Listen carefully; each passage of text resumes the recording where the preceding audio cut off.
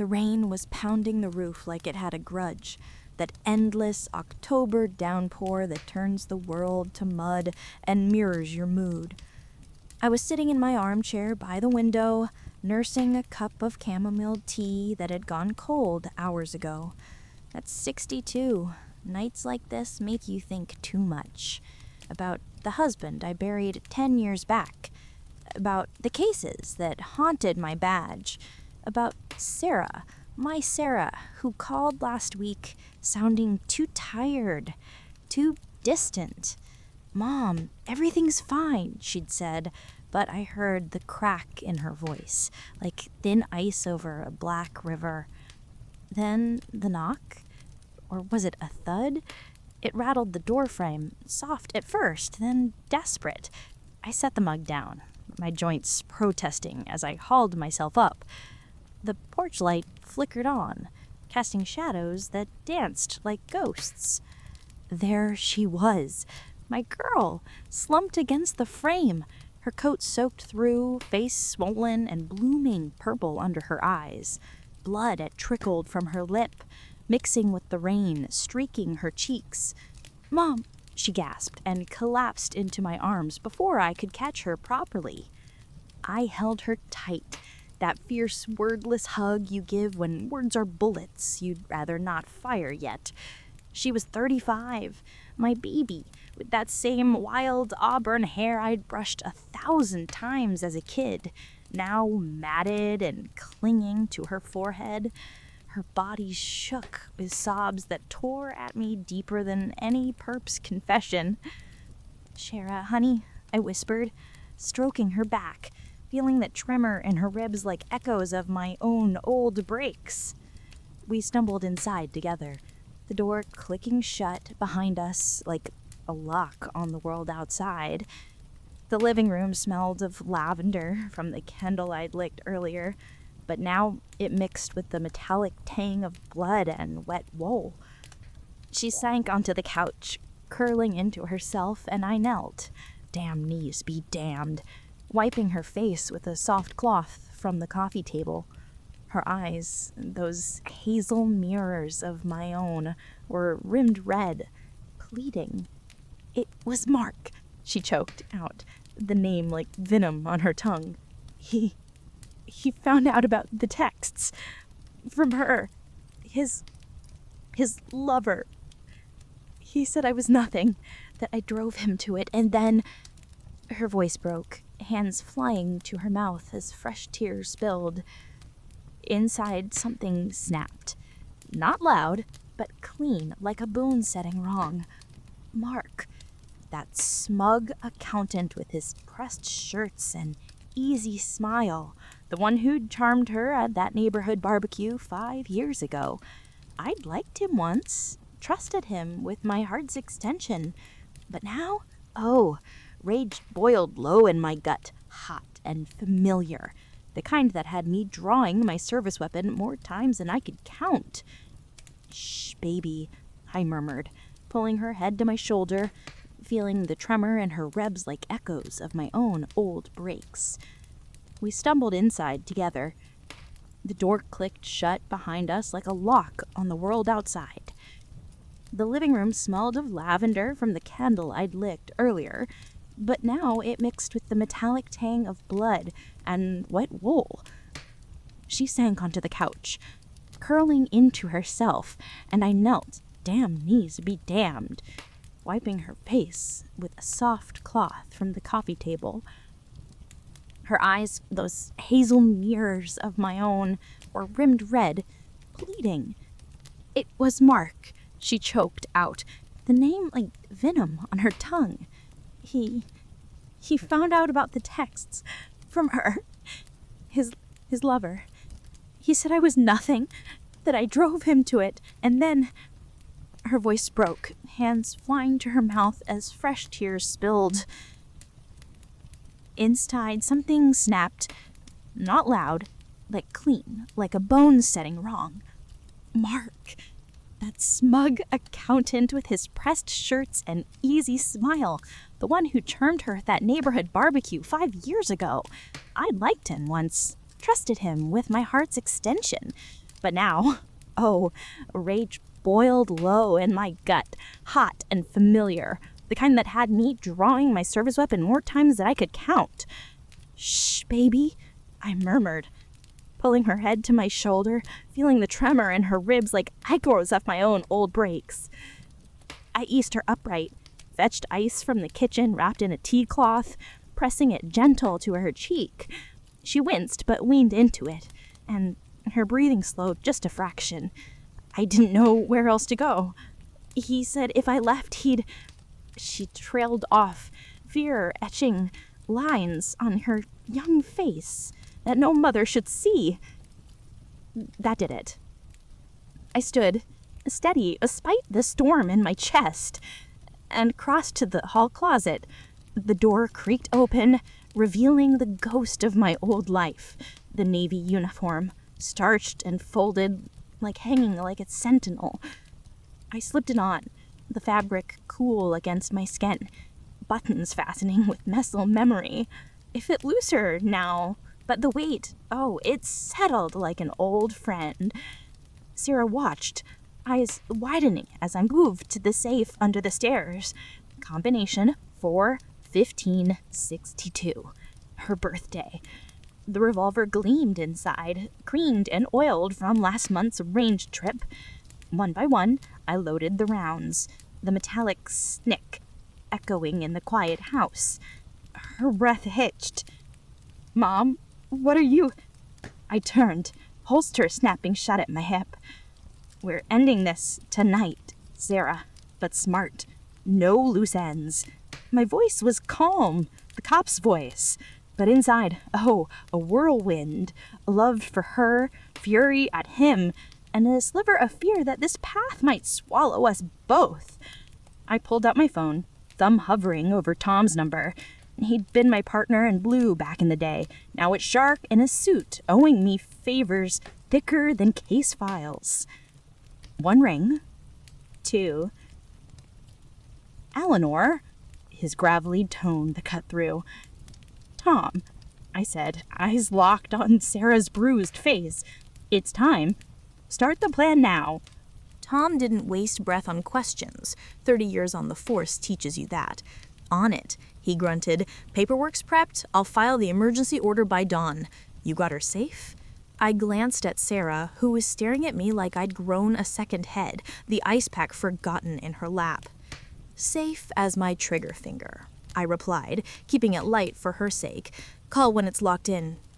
The line clicked dead, and I pocketed the phone, crossing back to her. The uniform felt alive now, a second skin buzzing with purpose. But seeing her flinch at my approach, that gutted me. "Hey, none of that," I said, soft, sitting beside her, arm around her shoulders.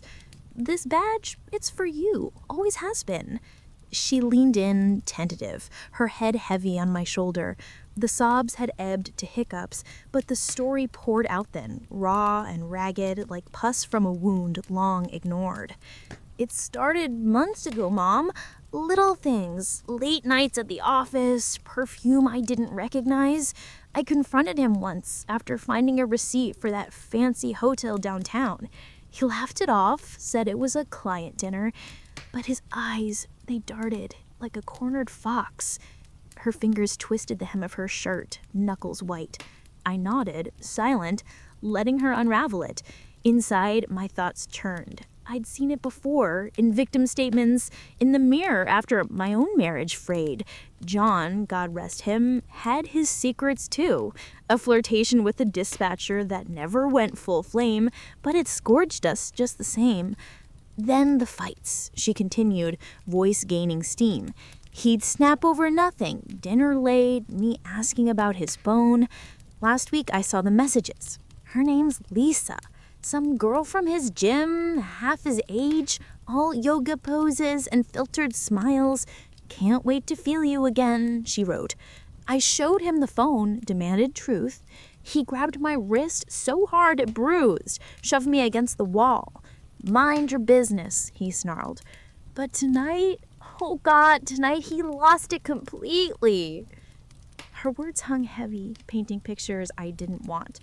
Mark's fist connecting, her cries echoing in their cookie-cutter colonial on Elm Street, the one with the white picket fence, mucking it all. I pulled her closer, inhaling the faint vanilla of her shampoo mixed with rain.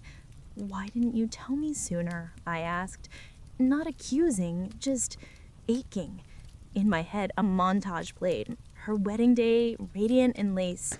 Mark's vows, smooth as silk. I danced with him that night, joked about grandkids. Fool. Sarah pulled back, eyes searching mine. "I was ashamed, thought I could fix it, be better. And you're so strong, Mom. Detective Hayes, the woman who took down the Riverside Strangler. How do I admit my life's a mess?" A bitter laugh escaped her. "Turns out it's worse than mess. It's broken." That hit like a gun punch. Strong? Huh. I'd spent decades chasing monsters in alleys, but the real beast was this, watching your child shatter. Memories flooded, holding her after her first heartbreak at 16, promising the world wouldn't always bite. Now here we are, bites deeper, fangs in. No, this time mercy was for the weak. A knock at the door jolted us, sharp, insistent. Sarah froze, breath catching. "It's him," she whimpered. "He followed me." I rose slow, hand on the butt of the revolver, heart thundering steady. Through the peephole, a shadow shifted, not Mark's build, but urgent all the same. "Eleanor, it's Tom. Open up. We got trouble." I cracked the door just enough, chain rattling like bones, peering out at Tom's weathered face, rain dripping from his trench coat. At 65, he looked every bit the bulldog. Square jaw, shadowed with stubble, eyes sharp as case knives. "Get in," I hissed, unhooking the chain. He slipped inside, shaking off water like a dog, spotting Sarah on the couch and softening a fraction. "Eleanor, kiddo?" He nodded to her, voice gruff but kind. "You holding up?" She managed a nod, clutching the throw pillow like a shield. I locked the door behind him, the click echoing my resolve. The living room felt smaller now, air thick with unspoken plans, the scent of his cigarillo clinging to his clothes, mixing with our tension.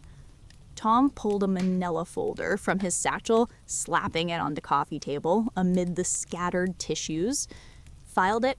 Emergency protection order. Judge owed me from that Ponzi mess last year. It'll stick by morning. No contact, no approaching within 500 feet. But here's the rub. He flipped it open, photos spilling out, grainy prints of Mark and this Lisa tangled in what looked like a motel parking lot, her legs wrapped around him like vines. "Sarah, you tipped me off last month about suspicions. I had a PI tail him, caught this gold. Adultery's not criminal, but it bolsters the abuse claim. Motive for the beating." Sarah's face crumpled anew, staring at the evidence like it was her own autopsy. That's the Seaview Inn. He said it was a work trip." Betrayal twisted her features, fresh salt on the wound. I knelt by her, squeezing her hand, cold, clammy. "See? Not your fault, honey. His poison." Inside, my mind whirred like an old engine, timelines, alibis, the sweet spot between legal and lethal. Tom's eyes met mine over her head, a silent question. How far? We'd hashed this plan weeks ago, after her vague call about trouble at home. Not full conspiracy, but close. Gathered dirt, pushed for divorce assets, and if he pushed back, well, a cop's hunch can turn into an arrest faster than you say resisting. But the gun at my hip? That was my wild card, the one Tom pretended not to notice. He paced now, boots thudding soft on the rug, outlining the next moves. "Sarah, you'll stay here, couch makes up, or my spare room if you want. Tomorrow, we get you to the clinic for photos, statement. Eleanor, You play bad cop, drive by his place at dawn, rattled the cage without crossing lines. He grinned wolfish, but it didn't reach his eyes. And if he shows, we call it in clean. Sarah straightened a bit, fire kindling. What if he doesn't stop? He's got that temper. Once threw a lamp at the wall, screaming I'd ruined his life for gaining 5 pounds. Her voice cracked on the memory, and I saw red visions of cuffing him myself, reading rights while he begged for cuffs.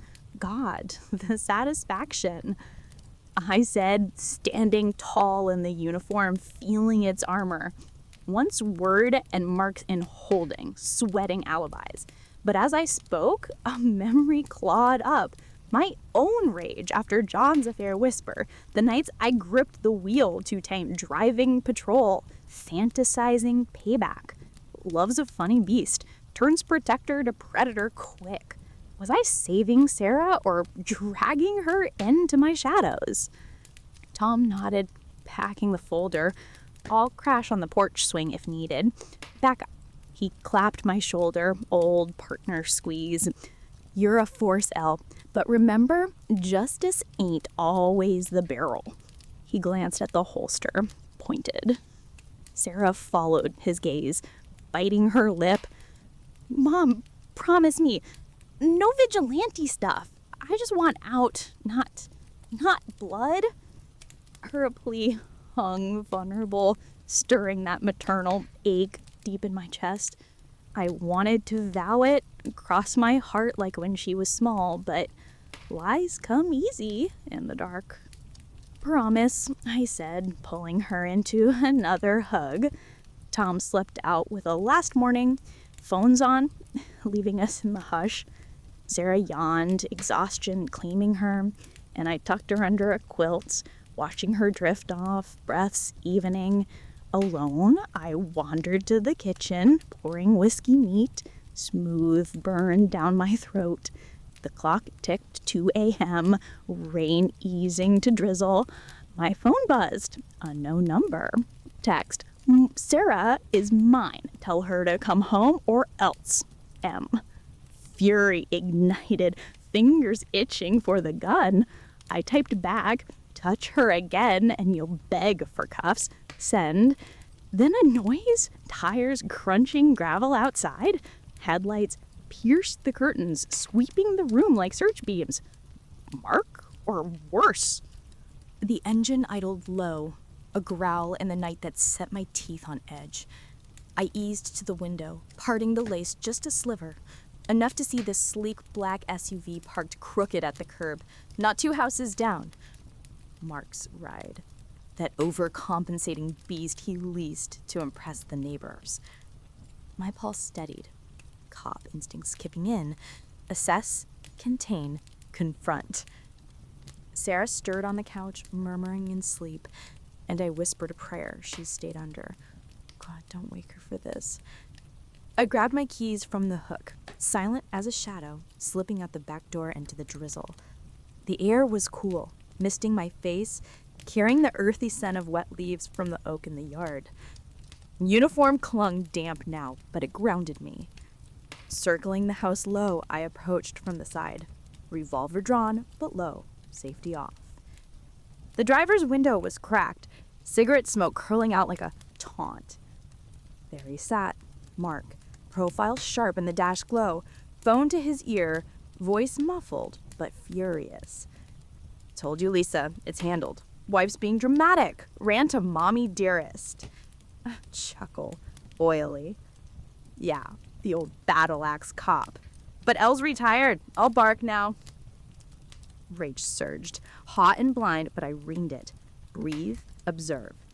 He hadn't seen me. Giraffed in his call, oblivious to the barrel inches from his temple when I yanked the door open. Hang up, I snarled, pressing the muzzle firm against his skull. He froze, phone clattering to the cup holder, eyes bulging in the rear view. Pale blue, always too pretty for the snake inside. Eleanor, what the... His words died as I cocked the hammer. Click, loud as thunder in the confined space.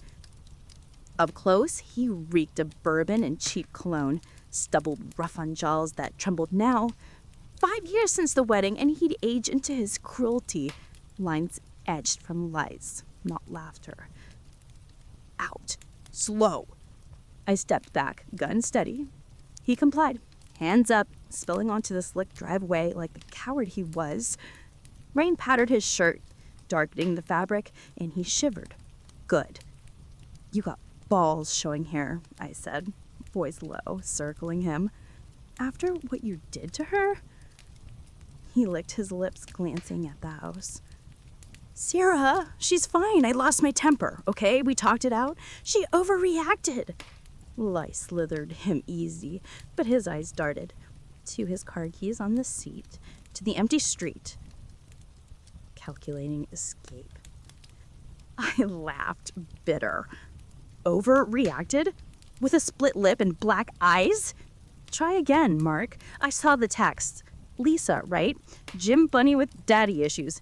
You beat my daughter because your side piece gets clingy? The words tasted as ash, but they landed.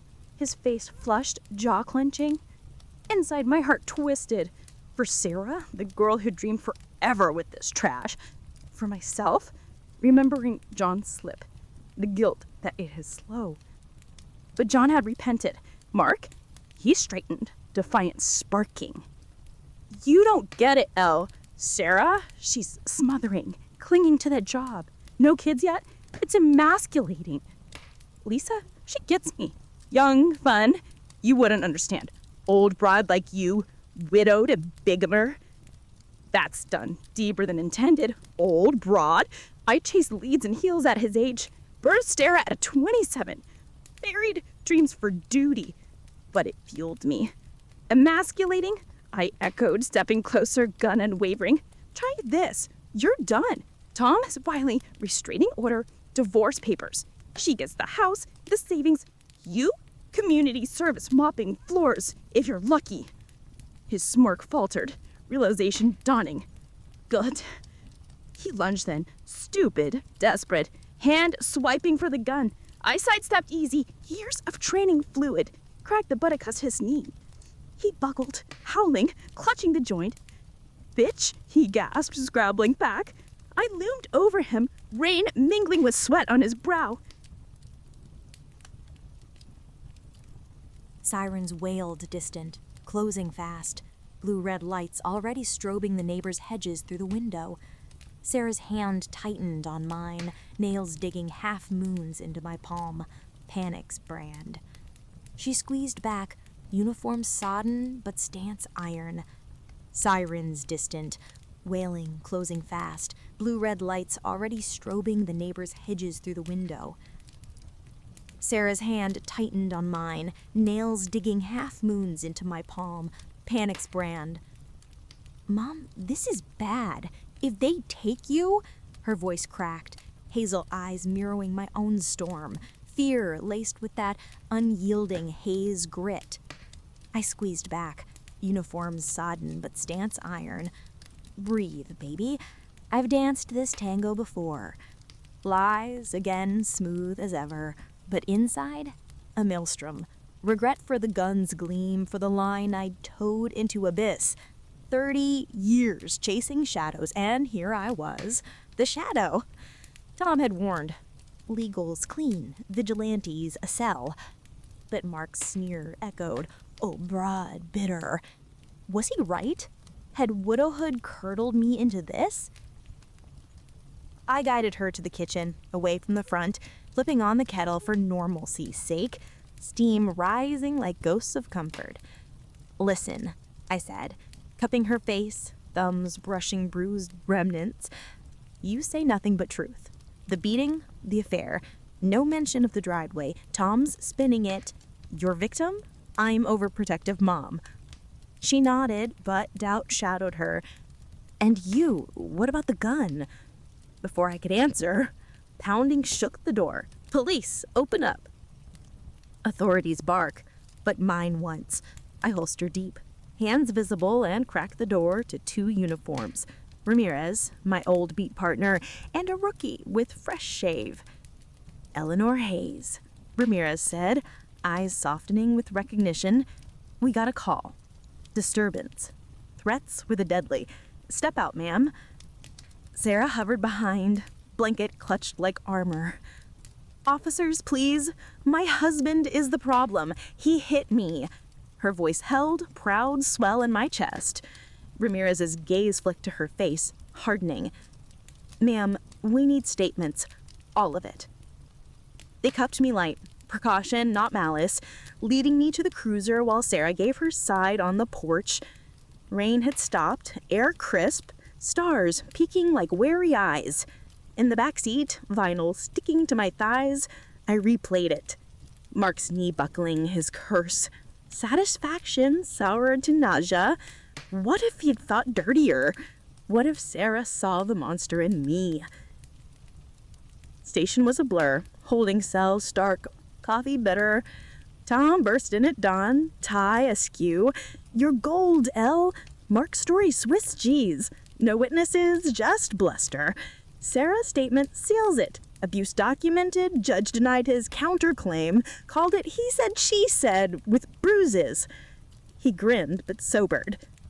But the gun. Ricky saw the holster, internal affairs sniffing. Hours ticked. Interrogation room. My old haunt, now flipping the script. Captain Reyes across the table, graying but sharp. Ellie, talk. You pull that piece on him?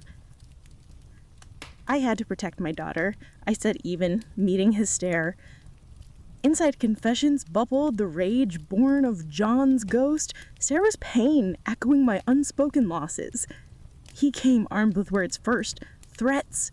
I de-escalated. Reyes leaned in, voice low. We believe you. Mark's got priors now, bar fights, that DUI he buried. But you're suspended pending review, unofficial leave. Really washed, but bitter, badge tarnished. By noon, I was home, Sarah waiting with tea and tears. They let him go on bail, she whispered, hugging fierce. But Tom's pushing charges, assault, harassment, and the divorce he signed preliminary. Keeps nothing. Her smile trembled, victory fragile.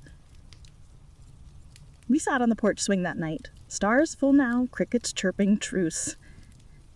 I scared you. I admitted, voice small. The gun, the plan. It's not just cop, it's me, unfinished. She nestled close, head on my shoulder. You saved me, Mom. That's finished enough. Love swelled, pure. Her head in mine, future unwritten but ours. But as moonlight silvered the driveway, a shadow starred across the street. Mark's SUV. Idling silent, no lights, just eyes in the dark. He gunned it sudden, tire screeching, barreling straight for us. Time slowed. Sarah scream. My leap pulling her down. The bumper clipped the swing, wood splintering, gleam exploding in my hip as we tumbled crossword. And shot. Mine, instinctive. To center mass through the windshield. Glass shattered, that's you. Veering whinled, slamming the oak with crunches that shook the earth. Silence fell. Broken only by Sarah's wail. I called to her, hip throbbing. Bloodworm on my fingers, his, mine. It's over. I gasped, but as sirens wailed again, Mark's eyes met mine through the fractured glass, lifeless, accusing. In that moment, vengeance's cast cashed down. Freedom lost, daughter scarred anew. Yet, holding her, sobbing together under the stars, I whispered, I'd do it again. Love's tapestry woven in blood, no happy ever after, just the raw, tearing thread of survival. And in the end, was it worth the unraveling? Only time, that cruel weaver, would say.